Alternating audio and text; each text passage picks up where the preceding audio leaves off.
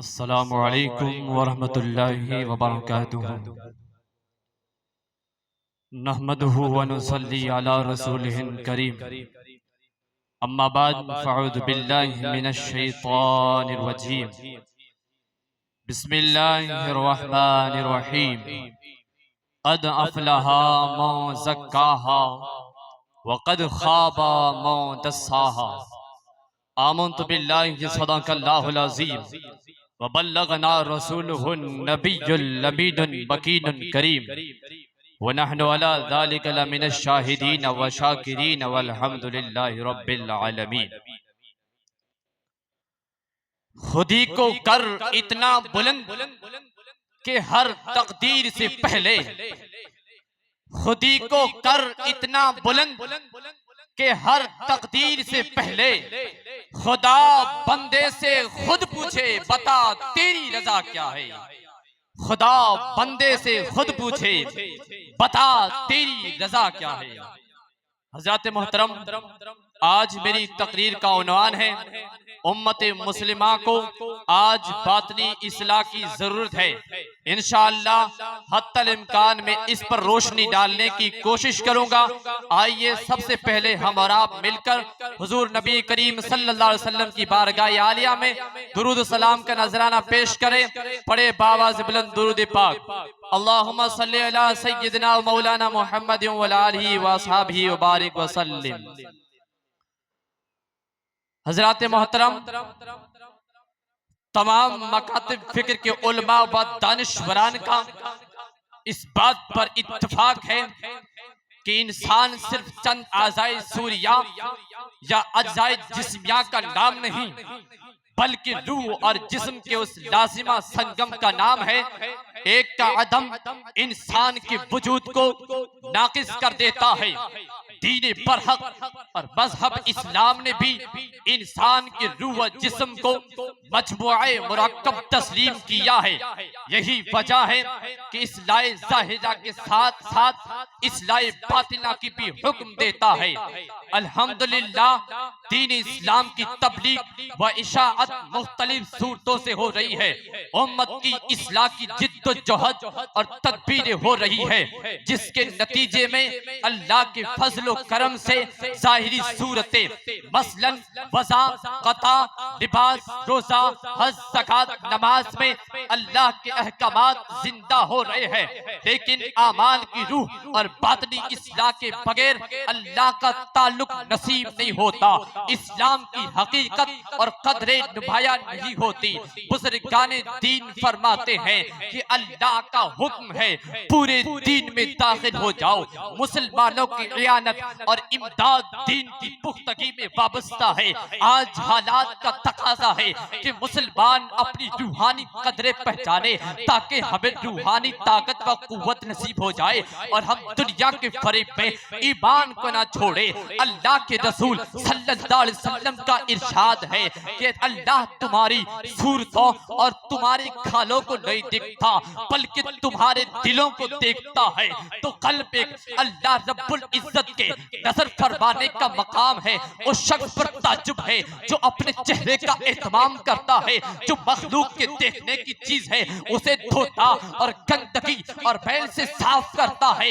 हत्तल वुस्आ उसे खूबसूरत बनाने की कोशिश करता है ताकि मखलूक किसी ऐब पर मुब्तला ना हो जाए और अपने उस कल्ब का एहतमाम नहीं करता जो रब्बुल आलमीन अहकमुल हाकिमीन के नजर फरमाने का मकाम है। किसी ऐब और बुराई और गंदगी और आफत में डाले रखता है। अगर मखलूकात में से उसको कोई देख ले तो उससे दूरी और जुदाई इख्तियार कर दे, उसको छोड़कर इस तरह भागे जैसा कि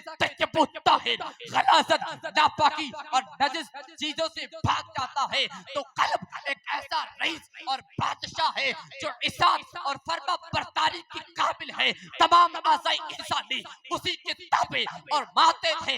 लिहाजा जब बदबू में सलाहियत पैदा होगी तो ताबे में यकीनी तौर पर जाहिर होगी।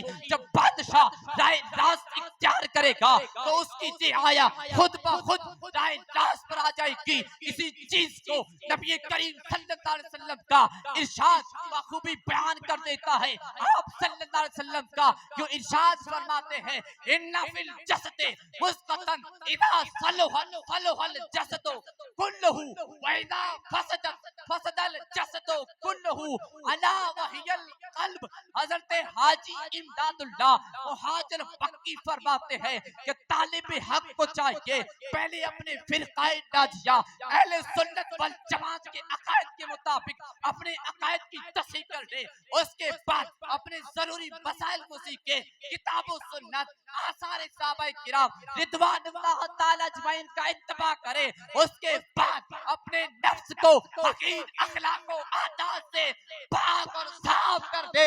इसलिए तो कोई बुजुर्ग जो इरशाद फरमाते हैं कि ख्वाही के शुदी मंजिले कुल मुकीम तहजीज व नफ्से खैश फरमा तालीम सब्र शुक्र कनात इल्म व यकीन तफवीज़ तवक्कुल व रज़ा व तस्लीम। तफवीज़ तवक्कुल व रज़ा व तस्लीम। हज़रात मोहतरम, इमाम गज़ाली रहमतुल्लाह अलैह बयान फरमाते हैं कि कल्ब एक किला है और शैतान दुश्मन है। वो चाहता है कि किले में दाखिल होकर उस पर कब्जा कर लिया जाए। दुश्मन से किले की हिफाजत तभी हो सकती है जब उसके दरवाजों की हिफाजत की जाए, उसके तमाम गुजरगाहों को बचाया जाए। जो शख्स हिफाजत करना न जानता हो वो हिफाजत भी नहीं कर सकता। चुनांचे वसवास शैतानी से दिल को बचाना वाजिब है, बल्कि ये काम हर मुकल्लफ पर भी वाजिब होता है। जब तक शैतानी गुजरगाहों से वाकिफ न हो तब तक शैतान को दूर नहीं कर सकता। इसलिए उन गुजरगाहों का इल्म हासिल करना वाजिब होता है, बल्कि और उसका इल्म हासिल करना वाजिब होता है। और इसी चीज को, और ये कई तरह से है, नंबर 1 पर है गज़ब व शहवत। गज़ब अकल पर जिन्नाती असर की तरह है। जब इंसान की अकल कमजोर हो जाती है तो शैतानी लश्कर हमला आवर हो जाता है, और जब इंसान गुस्सा करता है तो शैतान उसके जरिए अपना खेल खेलता है। जैसा कि बच्चे गेंद से खेलते हैं, वो जब चाहे अपने पैरों से उछाल दे और जिस सिमत चाहे उसे फेंक दे। यही हाल इंसान का होता है। नंबर 2 पर हिर्स और हसद है। इन दोनों चीजों के जरिए इंसान हर चीज का हरीस बन जाता है और ये चीजें उन्हें लालची और अंधा बना देती है। अब शैतान को मौका मिलता है, वो हिर्स के वक्त शहवात तक पहुंच जाता है, चाहे कितना ही बुरा और बेहयाई का काम हो। और नंबर 4 पर है अकल, मकान, लिबास और सामान खाने के साथ जीनत करना। जब इंसान के दिल पे उसका जलवा दिखता है तो उसको बढ़ाता है। वो हमेशा मकान बनाने, हमेशा मकान बनाने, उसकी छतें और दीवार सजाने और इमारत को वसी करने में लगाए रखता है। उसके दिल में ये बात डाल देता है कि तेरी उम्र बहुत लंबी होगी। जब उनके दिल में ये बात डाल दी तो अब वो ये समझता है कि मेरी उम्र बहुत लंबी होगी, और हज़रत मोहतरम इससे अंजाम खराब होने का डर भी रहता है।